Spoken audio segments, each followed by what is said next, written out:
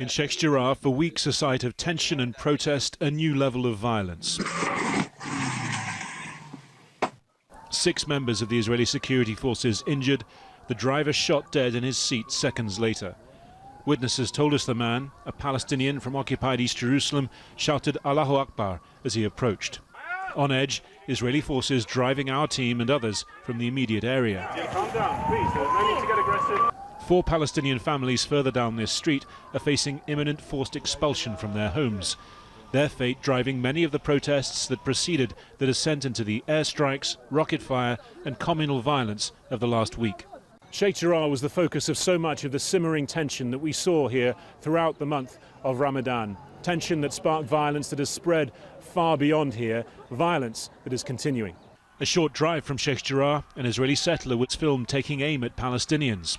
2 were later reported shot and injured. These were the arrests that followed in a settler home.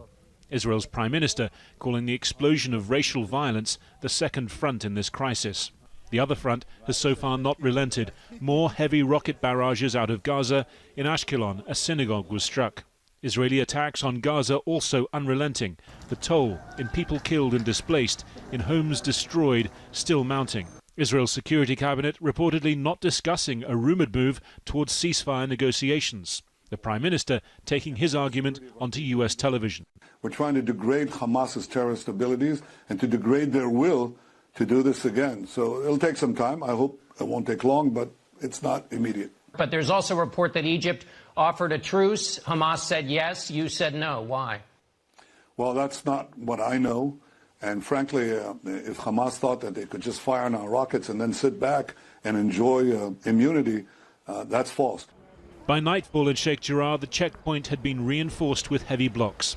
Even if a ceasefire is coming between Israel and Hamas, the violence here in the occupied West Bank and in Israel for now has a momentum of its own.